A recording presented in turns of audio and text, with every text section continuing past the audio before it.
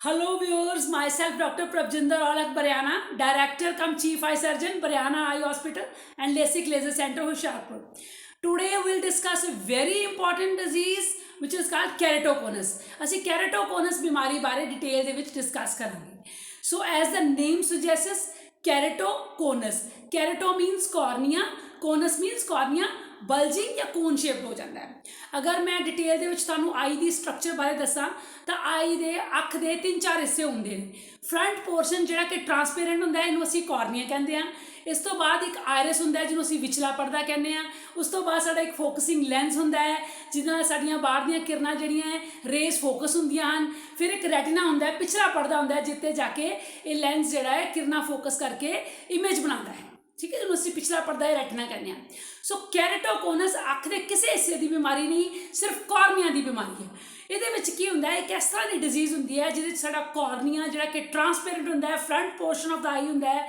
ਕੋਰਨੀਆ ਬਹੁਤ ਵੀਕ ਹੁੰਦਾ ਹੈ ਔਰ front portion bulge ਹੋਣਾ ਸ਼ੁਰੂ ਹੋ ਜਾਂਦਾ ਹੈ. this starts becoming cone shaped. Cornea weak ਹੋ ਜਾਂਦਾ ਹੈ ਤੇ ਕੋਨ ਸ਼ੇਪ ਬਣ ਜਾਂਦਾ ਹੈ. ਇਹਦੇ ਨਾਲ ਸਾਡਾ ਨੰਬਰ ਬਹੁਤ ਤੇਜ਼ੀ ਨਾਲ ਵੱਧਦਾ ਹੈ ਤੇ ਪੇਸ਼ੈਂਟ ਦੀ ਵਿਜ਼ਨ ਜਿਹੜੀ ਹੈ ਬਹੁਤ ਜਲਦੀ ਡ੍ਰੌਪ ਹੁੰਦੀ ਹੈ. ਸੋ ਵਿਊਅਰਸ, ਮੈਂ ਆਪਣੇ ਡਿਟੇਲ ਦੇ ਵਿੱਚ ਤੁਹਾਨੂੰ ਇਸ ਬਿਮਾਰੀ ਬਾਰੇ ਦੱਸਾਂਗੀ, ਇਹਦੇ ਵਾਰਨਿੰਗ ਸਾਈਨਸ ਬਾਰੇ ਦੱਸਾਂਗੀ, ਇਹਦੇ ਟ੍ਰੀਟਮੈਂਟ ਬਾਰੇ ਦੱਸਾਂਗੀ. ਸਭ ਤੋਂ ਪਹਿਲਾਂ ਹੈ ਕਿ ਇਹ ਤੁਸੀਂ ਮੰਨ ਕੇ ਚੱਲੋ ਕਿ ਇਹ ਬਿਮਾਰੀ ਜਿਹੜੀ ਹੈ ਇਹਦੀ ਅਰਲੀ ਇੰਟਰਵੈਂਸ਼ਨ ਇਜ਼ ਰਿਕੁਆਇਰਡ. ਠੀਕ ਹੈ ਜੀ, ਅਗਰ ਤੁਹਾਡਾ ਆਫਥਲਮੋਲੋਜਿਸਟ ਤੁਹਾਡਾ ਆਈ ਸਰਜਨ ਤੁਹਾਨੂੰ ਕੈਰੇਟੋਕੋਨਸ ਡਿਜ਼ੀਜ਼ ਅਗਰ ਤੁਹਾਡੀ ਡਿਟੈਕਟ ਕਰ ਲੈਂਦਾ ਹੈ, ਜੋ ਵੀ ਟ੍ਰੀਟਮੈਂਟ ਤੁਹਾਨੂੰ ਦੱਸਦਾ ਹੈ ਪਲੀਜ਼ ਉਹਦਾ ਜਲਦੀ ਤੋਂ ਜਲਦੀ ਉਹ ਟ੍ਰੀਟਮੈਂਟ ਨੂੰ ਫੋਲੋ ਕਰੋ. Because this is a rapidly progressing disease. ਇਹ ਤੁਹਾਡੀ ਅੱਖ ਨੂੰ permanent loss of vision, permanent deterioration of vision and permanent loss of vision ਇਸ ਬਿਮਾਰੀ ਨਾਲ ਹੋ ਜਾਂਦਾ ਹੈ. So please do follow your ophthalmologist, do follow your eye surgeon whatever he or she is suggesting, whatever treatment he or she is suggesting you for this disease. ठीक है जी. फिर ਅਸੀਂ ਇਹਦੇ ਕਾਰਨਾਂ ਵੱਲ ਆ ਜਾਈਏ. Patient ਪੁੱਛੇਗਾ doctor Sahib what are the reason why I got this keratoconus, ਮੇਰੀ ਕੀ ਪ੍ਰੋਬਲਮ ਹੋ ਗਈ ਕਿ ਮੈਨੂੰ ਕੈਰੇਟੋਕੋਨਸ ਹੋ ਗਿਆ. ਦੇਖੋ ਜੀ, keratoconus is a hereditary disease, it's a genetic disease. ਠੀਕ ਹੈ ਜੀ, ਇਹਦਾ ਤੁਹਾਡੇ ਵਿੱਚ ਇਹਦੇ ਵਿੱਚ ਕੋਈ ਨਹੀਂ ਹੁੰਦਾ ਕਿ ਜੀ ਤੁਸੀਂ ਕੁਝ ਪ੍ਰੀਕਾਸ਼ਨਸ ਨਹੀਂ ਲਈਆਂ ਜਾਂ ਤਾਂ ਤੁਹਾਨੂੰ ਕੈਰੇਟੋਕੋਨਸ ਹੋ ਗਿਆ ਜਾਂ ਕਿਸ ਤਰ੍ਹਾਂ ਵੀ ਹੈ. ਠੀਕ ਹੈ ਜੀ, this is totally a genetic hereditary disease. ਅਗਰ ਤੁਹਾਡੇ ਪੇਰੈਂਟਸ ਨੂੰ ਹੈ, ਅਗਰ ਤੁਹਾਡੇ ਸਿਬਲਿੰਗਸ ਨੂੰ ਹੈ, ਅਗਰ ਤੁਹਾਡੇ ਗ੍ਰੈਂਡਫਾਦਰ ਨੂੰ ਹੈ ਤਾਂ ਤੁਹਾਨੂੰ ਵੀ ਚਾਂਸਿਸ ਆਰ ਦੇਅਰ ਕਿ ਤੁਹਾਨੂੰ ਵੀ ਕੈਰੇਟੋਕੋਨਸ ਹੋ ਸਕਦਾ ਹੈ. Keratoconus runs in families. This is purely a genetic disease. ਠੀਕ ਹੈ ਜੀ. ਫਿਰ ਇਹ ਕਿਸ ਏਜ ਦੇ ਵਿੱਚ ਹੁੰਦੀ ਹੈ ਜੀ? Most of times this appears in early teens and late 20s and 12 years to 20 years ਜਿਹੜਾ ਹੈ ਇਸ ਟਾਈਮ ਦੇ ਵਿੱਚ ਇਹ ਜਿਹੜੀ ਹੈ ਡਿਜ਼ੀਜ਼ ਜਿਹੜੀ ਹੈ ਰੈਪਿਡਲੀ ਪ੍ਰੋਗਰੈਸ ਕਰਦੀ ਹੈ. ਸੋ ਅਗਰ ਕੁਝ ਮੈਂ ਤੁਹਾਨੂੰ ਵਾਰਨਿੰਗ ਸਾਈਨਸ ਦੱਸਾਂਗੀ ਕਿ ਇਹ ਅਗਰ ਵਾਰਨਿੰਗ ਸਾਈਨਸ ਅਗਰ ਤੁਹਾਨੂੰ ਲੱਗਦੇ ਹੈ ਤਾਂ ਤੁਸੀਂ ਇਮੀਡੀਏਟਲੀ ਆਪਣੇ ਆਈ ਸਰਜਨ ਨੂੰ ਚੈੱਕ ਕਰੋ. So what are the warning signs for detection of this keratoconus? Number 1, if there is a geometric progression of your spectacle number, means ਅਗਰ ਤੁਹਾਡਾ ਐਨਕਾਂ ਦਾ ਨੰਬਰ ਬੜੀ ਤੇਜ਼ੀ ਦੇ ਨਾਲ ਵੱਧਦਾ ਪਿਆ ਸ਼ਾਰਟ ਇੰਟਰਵਲਸ ਦੇ ਵਿੱਚ, then you suspect keratoconus. Number 2, ਅਗਰ ਤੁਹਾਡਾ ਸਿਲੰਡਰੀਕਲ ਨੰਬਰ ਤੇਜ਼ੀ ਨਾਲ ਜੰਪ ਕਰ ਰਿਹਾ ਹੈ, you suspect keratoconus. ਠੀਕ ਹੈ ਜੀ, ਇਮੀਡੀਏਟਲੀ ਆਪਣੇ ਆਈ ਸਰਜਨ ਨੂੰ ਤੁਸੀਂ ਚੈੱਕ ਕਰਾਓ. if there are halos are there, suddenly ਤੁਹਾਨੂੰ ਗਲੇਅਰਸ ਆਉਣੀਆਂ ਸ਼ੁਰੂ ਹੋ ਜਾਂਦੀਆਂ, ਸਟ੍ਰੀਕਸ ਆਫ ਲਾਈਟਸ ਦਿਖਣਾ ਸ਼ੁਰੂ ਹੁੰਦੀਆਂ, ਘੋਸਟ ਇਮੇजेस ਦਿਖਣੇ ਸ਼ੁਰੂ ਹੋ ਜਾਂਦੇ ਨੇ, you must consult your ophthalmologist as early as possible and these are the warning signs for the patients. ਠੀਕ ਹੈ ਜੀ, ਕੈਰੇਟੋਕੋਨਸ ਹੋ ਸਕਦਾ ਹੈ, ਇਮੀਡੀਏਟਲੀ ਆਪਣੇ ਤੁਸੀਂ ਆਈ ਸਰਜਨ ਨੂੰ ਕੰਟੈਕਟ ਕਰੋ. ਠੀਕ ਹੈ ਜੀ. ਫਿਰ ਬੱਚੇ ਹੁੰਦੇ ਨੇ, ਉਹਨਾਂ ਦੇ ਵਿੱਚ ਸਵੀਅਰ ਅਲਰਜੀ ਹੁੰਦੀ ਹੈ. ਠੀਕ ਹੈ ਜੀ, ਅਲਰਜੀ ਹੋਣ ਦੇ ਕਾਰਨ ਅਗਰ ਐਂਟੀ ਅਲਰਜਿਕ ਮੈਡੀਸਿਨਸ ਪ੍ਰੋਪਰਲੀ ਨਹੀਂ ਪਾ ਰਹੇ, ਸਮਟਾਈਮਸ ਪੇਰੈਂਟਸ ਆਰ ਕੇਅਰਲੈਸ, ਬੱਚੇ ਕਈ ਵਾਰ ਪਾਉਂਦੇ ਵੀ ਨਹੀਂ ਦਵਾਈ, then they keep on rubbing their eyes. Over rubbing ਕਰਨ ਦੇ ਨਾਲ ਵੀ ਕੈਰੇਟੋਕੋਨਸ ਬਿਮਾਰੀ ਹੋ ਸਕਦੀ ਹੈ. ਸੋ ਪਲੀਜ਼ ਅਗਰ ਤੁਹਾਡਾ ਬੱਚਾ ਜਿਹੜਾ ਹੈ ਅਗਰ ਉਹਨੂੰ ਅਲਰਜੀ ਹੈ ਤਾਂ ਉਹਨੂੰ time to time anti allergic under the supervision of a ophthalmologist ਪਾਉਂਦੇ ਰਹੋ. Don't do self medication for this allergy for this allergic conjunctivitis. ਬੱਚਿਆਂ ਵਿੱਚ ਜਿਹੜੀ ਅਲਰਜੀ ਹੁੰਦੀ ਹੈ ਅਸੀਂ ਇਹਨੂੰ ਸਪਰਿੰਗ ਕਟਾਰ ਕਹਿੰਦੇ ਹਾਂ, ਇਹਦੀ ਸੈਲਫ ਮੈਡੀਕੇਸ਼ਨ ਨਾ ਕਰੋ ਕਿਉਂਕਿ ਅਸੀਂ ਕੁਝ ਇੱਕ ਡ੍ਰੌਪਸ ਇਸ ਤਰ੍ਹਾਂ ਦੇ ਦੇਣੇ ਹੁੰਦੇ ਜਿਹੜੇ ਕਿ ਅਸੀਂ ਸ਼ਾਰਟ ਇੰਟਰਵਲ ਤੱਕ ਪੀਰੀਅਡ ਤੱਕ ਦੇਣੇ ਹੁੰਦੇ, ਉਸ ਤੋਂ ਬਾਅਦ ਟੇਲ ਆਫ ਕਰਨੇ ਹੁੰਦੇ. ਹੁੰਦੇ ਆ, ਠੀਕ ਹੈ।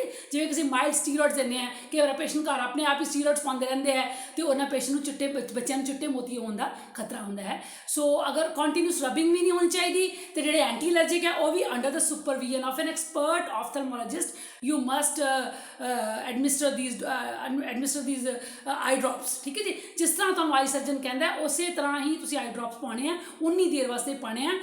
Please don't do self medication, ਠੀਕ ਹੈ ਜੀ। So this is a piece of advice from me, ਠੀਕ ਹੈ ਜੀ। ਫਿਰ ਇੱਕ ਹੁੰਦਾ ਜੀ ਕੈਰਟੋਕੋਨਸ, ਫਿਰ ਡਾਕਟਰ ਕਿੱਦਾਂ ਡਿਟੈਕਟ ਕਰੇਗਾ? ਜਦੋਂ ਤੁਹਾਨੂੰ ਵਾਰਨਿੰਗ ਸਾਈਨਸ ਲੱਗਦੇ ਤੁਸੀਂ ਸਾਡੇ ਕੋਲ ਆ ਜਾਂਦੇ ਹੋ ਤਾਂ ਅਸੀਂ ਸਭ ਤੋਂ ਪਹਿਲਾਂ ਤੁਹਾਡੇ ਪ੍ਰੀਲਿਮਿਨਰੀ ਟੈਸਟ ਕਰਦੇ ਹਾਂ। ਸਭ ਤੋਂ ਪਹਿਲਾਂ ਤੁਹਾਡੇ ਐਨਕਾਂ ਦਾ ਨੰਬਰ ਅਸੀਂ ਚੈੱਕ ਕਰਦੇ ਹਾਂ। You must keep your previous record, ਠੀਕ ਹੈ ਜੀ। ਅਗਰ ਤੁਸੀਂ ਆਪਣਾ ਪ੍ਰੀਵੀਅਸ ਰਿਕਾਰਡ ਲੈ ਕੇ ਰੱਖਦੇ ਹੋ ਤਾਂ ਸਾਨੂੰ ਥੋੜ੍ਹਾ ਜਿਹਾ ਪਤਾ ਲੱਗ ਜਾਂਦਾ ਹੈ ਕਿ ਹਾਂਜੀ ਕਿ ਰੈਪਿਡਲੀ ਜੰਪ ਕਰ ਰਿਹਾ ਤੁਹਾਡਾ ਨੰਬਰ ਕਿ ਨਹੀਂ, ਨੰਬਰ 1। ਨੰਬਰ 2, ਅਸੀਂ ਤੁਹਾਡਾ ਇੱਕ ਸਲਿਟ ਲੈਂਪ ਐਗਜ਼ਾਮੀਨੇਸ਼ਨ, ਇੱਕ ਸਾਡੇ ਕੋਲ ਮਸ਼ੀਨ ਹੁੰਦੀ ਹੈ ਜਿਹਦਾ ਅਸੀਂ ਤੁਹਾਡੀ ਕਾਰਨੀਆ ਦਾ ਸਲਿਟ ਲੈਂਪ ਐਗਜ਼ਾਮੀਨੇਸ਼ਨ ਕਰਦੇ ਹਾਂ। ਉਸ ਐਗਜ਼ਾਮੀਨੇਸ਼ਨ ਦੇ ਵਿੱਚ ਸਾਨੂੰ ਤੁਹਾਡਾ ਬਲਜਿੰਗ ਕਾਰਨੀਆ ਦਿਖਾਈ ਦੇ ਜਾਂਦਾ ਹੈ, ਠੀਕ ਹੈ ਜੀ। ਫਿਰ ਅਸੀਂ ਇੱਕ ਤੁਹਾਡੇ ਆਈ ਡ੍ਰੌਪ ਆ ਕੇ ਡਾਇਲੇਟ ਕਰਦੇ ਹਾਂ ਤੁਹਾਡਾ ਪਿਊਪਲ, ਡਾਇਲੇਟਡ ਰੈਟੀਨੋਸਕੋਪੀ ਟੈਸਟ ਕਰਦੇ ਹਾਂ ਜਿਹਦੇ ਵਿੱਚ ਸਾਨੂੰ ਆਇਲ ਡ੍ਰੌਪ ਰਿਫਲੈਕਸ ਦਿਖਦਾ ਹੈ, ਜਿਹੜਾ ਕਿ ਇਹ ਵਾਰਨਿੰਗ ਸਾਈਨ ਸਾਨੂੰ ਪਤਾ ਲੱਗਦਾ ਹੈ ਕਿ ਪੇਸ਼ੈਂਟ ਮੇ ਸਫਰ ਫਰੋਮ ਕੈਰਟੋਕੋਨਸ, ਠੀਕ ਹੈ ਜੀ। ਫਿਰ ਉਸ ਤੋਂ ਬਾਅਦ ਇਹ ਪ੍ਰੀਲਿਮਿਨਰੀ ਟੈਸਟ ਅਸੀਂ ਚੈਂਬਰ 'ਚ ਕਰਕੇ ਫਿਰ ਅਸੀਂ ਤੁਹਾਨੂੰ ਇੱਕ ਡਿਫਰੈਂਟ ਪਲੇਟਫਾਰਮ 'ਤੇ ਲੈ ਜਾਂਦੇ ਜਿੱਥੇ ਸਭ ਕੁਝ ਸਪੈਸ਼ਲਾਈਜ਼ ਟੈਸਟ ਹੁੰਦੇ ਨੇ। ਉਹਦੇ 'ਚ ਉਹਨਾਂ ਟੈਸਟ ਹੁੰਦੇ ਜੀ ਤੁਹਾਡਾ ਅਸੀਂ ਕਾਰਨੀਅਲ ਟੋਪੋਗ੍ਰਾਫੀ ਕਰਦੇ ਹਾਂ। ਸਾਡੇ ਕੋਲ ਬੜੇ ਲੇਟੈਸਟ ਮਸ਼ੀਨ OPD ਸਕੈਨ 3 ਹੈਗੇ ਜਿਹੜਾ ਅਸੀਂ ਤੁਹਾਡੇ ਕਾਰਨੀਅਲ ਟੋਪੋਗ੍ਰਾਫੀ ਕਰਦੇ ਹਾਂ, ਕਾਰਨੀਆ ਦੀ ਮੈਪਿੰਗ ਕਰਦੇ ਹਾਂ ਜਿਹਦੇ ਵਿੱਚ ਸਾਨੂੰ ਕਲੀਅਰ ਕੱਟ ਤੁਹਾਡੀ ਕੈਰਟੋਕੋਨਸ ਬਿਮਾਰੀ ਬਾਰੇ ਪਤਾ ਲੱਗ ਜਾਂਦਾ ਹੈ। ਅਸੀਂ ਪ੍ਰੋਪਰ ਤੁਹਾਨੂੰ ਰਿਕਾਰਡ ਦਿੰਦੇ ਹਾਂ ਜਿਹਦੇ ਨਾਲ ਪਤਾ ਲੱਗਦਾ ਕਿ ਪੇਸ਼ੈਂਟ ਇਜ਼ ਸਫਰਿੰਗ ਫਰੋਮ ਦਿਸ ਕੈਰਟੋਕੋਨਸ, ਠੀਕ ਹੈ ਜੀ। ਉਸ ਤੋਂ ਬਾਅਦ ਅਸੀਂ ਇੱਕ ਹੋਰ ਸਪੈਸ਼ਲ ਟੈਸਟ ਕਰਦੇ ਹਾਂ ਜਿਹਨੂੰ ਅਸੀਂ ਕਹਿੰਦੇ OCT ਗਾਈਡਡ ਪੈਕੀਮੀਟਰੀ। ਇੱਕ ਸਪੈਸ਼ਲਾਈਜ਼ ਮਸ਼ੀਨ ਸਾਡੇ ਹਸਪੀਟਲ ਦੇ ਵਿੱਚ ਹੈਗੀ ਹੈ ਜਿਹਨੂੰ ਅਸੀਂ ਆਪਟੀਕਲ ਕੋਹਰੈਂਸ ਟੋਮੋਗ੍ਰਾਫੀ ਕਹਿੰਦੇ ਹਾਂ। ਉਹਦੇ ਵਿੱਚ ਅਸੀਂ ਤੁਹਾਡਾ ਪੈਕੀ ਮੈਪ ਕਰਦੇ ਹਾਂ। ਪੈਕੀ ਮੈਪ ਕੀ ਹੁੰਦਾ ਜੀ? ਉਸ ਮਸ਼ੀਨ ਦੇ ਨਾਲ ਤੁਹਾਡੇ ਕਾਰਨੀਆ ਦੇ ਡਿਫਰੈਂਟ ਕੁਆਡਰੈਂਟਸ ਦੇ ਵਿੱਚ ਤੁਹਾਡੇ ਕਾਰਨੀਆ ਦੀ ਮੋਟਾਈ, ਥਿਕਨੈਸ ਕਿੰਨੀ ਹੈ ਉਹ ਅਸਰਟਨ ਕਰਦੇ ਹਾਂ, ਠੀਕ ਹੈ ਜੀ। ਉਹ ਅਸੀਂ OCT ਗਾਈਡਡ ਪੈਕੀ ਮੈਪ ਕਹਿੰਦੇ ਹਾਂ। ਉਹ ਸਾਨੂੰ ਟ੍ਰੀਟਮੈਂਟ ਮੋਡੈਲਿਟੀ ਤੁਹਾਡੀ ਕਿਹੜੀ ਚੂਜ਼ ਕਰਨੀ ਆ ਉਹ ਸਾਨੂੰ ਗਾਈਡ ਕਰਦਾ ਹੈ ਤੇ ਉਹ ਇਹ ਸਪੈਸ਼ਲ ਟੈਸਟ ਅਸੀਂ ਕਰ ਲੈਂਦੇ ਹਾਂ। ਜਦੋਂ ਅਸੀਂ ਤੁਹਾਡੇ ਟੈਸਟ ਕਰ ਲੈਂਦੇ ਹਾਂ ਤਾਂ ਅਸੀਂ ਤੁਹਾਨੂੰ ਐਡਵਾਈਸ ਕਰਦੇ ਹਾਂ ਕਿ ਜੀ ਤੁਹਾਨੂੰ ਕਿਹੜੇ ਪ੍ਰੋਸੀਜਰ ਜਿਹੜੇ, ਫਿਰ ਅਸੀਂ ਟ੍ਰੀਟਮੈਂਟ ਵੱਲ ਚੱਲਦੇ ਹਾਂ। ਟ੍ਰੀਟਮੈਂਟ ਦੇ ਵਿੱਚ ਕਈ ਸਭ ਤੋਂ ਜਿਹੜਾ ਮੋਸਟ ਪਾਪੂਲਰ ਜਿਹੜਾ ਇਹਦਾ ਟ੍ਰੀਟਮੈਂਟ ਹੈਗਾ ਦੈਟ ਇਜ਼ ਕਾਲਡ C3R, ਠੀਕ ਹੈ ਜੀ। ਫਿਰ ਇੰਟਾਕਸ ਰਿੰਗਸ ਵੀ ਹੁੰਦੀਆਂ ਨੇ ਟ੍ਰੀਟਮੈਂਟ ਵਾਸਤੇ। ਫਿਰ ਫਾਈਨਲ ਸਟੇਜ ਵਿੱਚ ਸਾਨੂੰ ਕੈਰਟੋਪਲਾਸਟੀ ਵੀ ਕਈ ਵਾਰ ਕਰਨੀ ਪੈਂਦੀ ਹੈ, ਠੀਕ ਹੈ ਜੀ। So one of the most popular treatment for the keratoconus is C3R, corneal collagen cross linking with riboflavin। ਇਹਦੀ ਐਬਰੀਵੇਸ਼ਨ ਦਾ ਫੁੱਲ ਮੀਨਿੰਗ ਹੈਗਾ, ਠੀਕ ਹੈ ਜੀ। C3R ਪ੍ਰੋਸੀਜਰ ਕਰਦੇ ਹਾਂ। C3R ਪ੍ਰੋਸੀਜਰ ਵੀ ਕਾਫੀ ਤਰ੍ਹਾਂ ਦਾ ਹੁੰਦਾ ਹੈ, ਜੈਸੀ ਇਹਨੂੰ ਐਪੀ ਔਨ C3R ਵੀ ਹੁੰਦਾ ਹੈ, ਐਪੀ ਆਫ C3R ਵੀ ਹੁੰਦਾ ਹੈ, कॉन्टैक्ट लेंस असिस्टेड C3R भी होंगे, PGED pachymetry guided epithelial debridement C3R भी होंगे है। सो ये काफ़ी मोडेलिटीज़ होंगे, डॉक्टर ने खुद डिसाइड करना होंगे कि किस तरह का C3R प्रोसीजर थोड़े ते करना है, ठीक है जी। अगर थोड़ी एक अख के कैरटोकोनस है तो C3R प्रोसीजर एक अख के होएगा। अगर दोनों अखां दूजी अख जी है असी अंडर सुपरविजन रखांगे, टाइम टू टाइम उन्होंने भी असी उहदे सारे टेस्ट करते रहेंगे, ठीक है जी। अगर थोड़े दोनों अखां के C3R कैरटोकोनस है तो थोड़े दोनों अखां के simultaneously same day C3R procedure हो सकता है। बड़ा सिंपल प्रोसीजर है, you should have any apprehension regarding this procedure. Simple procedure है, ये असीं तुहानूं ऑपरेशन थिएटर च लै जाने जी। उहदे च 2 या 3 बार आई ड्रॉप पा के, पैराकिन आई ड्रॉप पा के तुहाडी अख नूं सुन कर दिंदे आ। फिर तुहाडे अख दे कॉर्निया दे उपर एक स्पैशल सलूशन पा के तुहाडे कॉर्निया दी जिहड़ी पहली परत हैगी जिन्हों असीं एपीथीलियम कहने आ उहनूं लूजन कर दिंदे आ। लूजन करके स्पैशल सलूशन पा के लूजन हो जाता है। लूज होकर फिर असीं स्क्रैप ऑफ कर देंगे। स्क्रैप ऑफ करके फिर उन्होंने एक स्पैशल सलूशन राइबोफ्लेविन दे विच सोक कर देंगे तो उपर UVA किरणा पाते हैं, ठीक है जी। ये किरणा पा के असी थोड़ी प्रोसीजर कोई half an hour to 1 hour का प्रोसीजर होंदा है, कोई लंबा चौड़ा प्रोसीजर नहीं होंदा है। ये जो असी राइबोफ्लेविन आई ड्रॉप पा के थोड़े कॉर्निया के उत्ते UVA किरणा पाते हैं तो ये तुहाडा कॉर्निया वीक कॉर्निया स्ट्रैंथन हो जाता है। प्लीज़ मार्क माई वर्ड्स, थोड़ा वीक कॉर्निया स्ट्रैंथन हो जाता है, हार्डनड हो जाता है तो प्रोग्रेशन ऑफ डिजीज़ जिहड़ा रुक जाता है। ठीक है जी। ये what are your expectations from an ophthalmologist, ठीक है। ये प्रोसीजर असी तुहाडी प्रॉब्लम नू फर्दर इंक्रीज होने तो प्रोग्रेस होने तो बचाने वास्ते करते हाँ। थोड़ा जो वीक कॉर्निया है वो फर्दर बल्ज नहीं होएगा, फर्दर वीक नहीं होएगा, असी उन्होंने उत्थे स्ट्रैंथन कर देने तो उत्थे इनू हार्डन कर देने, ठीक है जी। नाउ पेशेंट कहेगा डॉक्टर साहब ये प्रोसीजर कराना मेरी एनका का नंबर उतर जाएगा, नहीं। Number 1 what you should expect from ophthalmologist, थोड़ा कोन जड़ा है वो फ्लैटन नहीं होएगा। C3R प्रोसीजर करन तो बाद थोड़ा कोन बल्जिंग कोन फ्लैटन नहीं होएगा, थोड़ी एनक का नंबर नहीं उतरेगा। ओनली थिंग इज कि थोड़ी डिजीज का प्रोग्रेशन रुक जाएगा तो उत्थे ही ये थोड़ा कॉर्निया जड़ा स्ट्रेंथन हो जाएगा और हार्डनड हो जाएगा, ठीक है। फिर उस तो बाद असी BCL लेंस लगा के 20 या 30 दिन वास्ते पेशेंट को कुछ ड्रॉप्स देने तो पेशेंट को ड्रॉप्स पाने पैंदे। फिर उस तो बाद पेशेंट कहेगा डॉक्टर साहब मेरा मसला तो हल नहीं होया, चलो डिजीज़ तो मेरी रुक गई but I want to get rid of my glasses, फिर मैं कितना करना है जी। फिर असी पेशेंट को कहने कि तुम 6 months to 1 year वेट करो, ठीक है। लेट्स सी कि जी प्रॉब्लम है थोड़ी होर फर्दर प्रोग्रेस होंगी है कि नहीं होंगी, ठीक है जी। चलो थोड़ी प्रॉब्लम स्टेबल हो जाएगी, फिर नाल ही तक तुहानूं असी ग्लासेस का नंबर देने हैं। अगर तुम ग्लासेस का नंबर नहीं लगाना चाहते तो असी तुहानूं RGB लेंसिज जड़े है कॉन्टैक्ट लेंसिज वो प्रिस्क्राइब करते हैं, क्लीयर फिक्सेटेड लेंस भी इन्होंने कहते हैं, या असी तुहाडा ICL लेंसिज पा के इम्प्लांटेबल कोलीमर लेंस पा के तुहाडी ऐनक का नंबर परमानेंट खत्म कर सकते हाँ। So you don't have to worry about all these type of things, ठीक है जी। ये गल हो गई।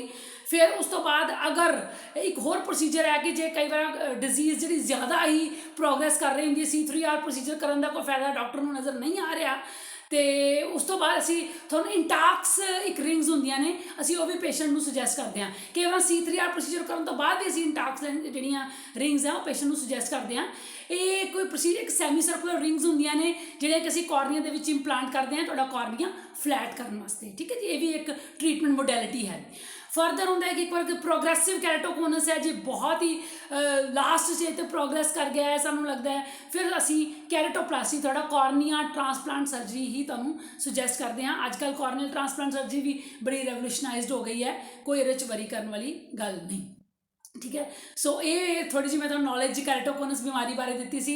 It runs in families, number 1। Number 2 ਇਹਦਾ कोई फर्स्ट ਇਹਦਾ कोई रीजन नहीं होंदा, it runs in families. Number 2 early detection is must. Number 3 do obey your ophthalmologist, never dictate your terms on your eye surgeon, ठीक है। अगर तुहानूं बीमारी डॉक्टर ने कहती है जो ट्रीटमेंट मोडैलिटी तुहानूं एडवाइस की है प्लीज़ उन्होंने जल्दी तो जल्दी फॉलो करो, ठीक है जी। रिलीजियसली वो कोर्स फॉलो करो जो तुहानूं डॉक्टर कहता है, because this causes if you delay this if you unnecessary you delay your procedures, जो डॉक्टर ने तुहानूं प्रोसीजर के डिले कर दो तो God forbid there will be a permanent loss of your vision, ठीक है जी। एंड होर भी थोड़ियां कोई इस बीमारी बारे या होर ही बीमारी बारे कुछ थोड़ियां इस कैरेटोकोनस बीमारी बारे थोड़ी कोई एप्रीहेंशंस होन, कुछ क्वेश्चंस होन, तो I love to answer those. तो thank you very much for watching this video and I will be back soon with other videos, other informative videos about other eye diseases. Thank you very much, I will be back soon, okay.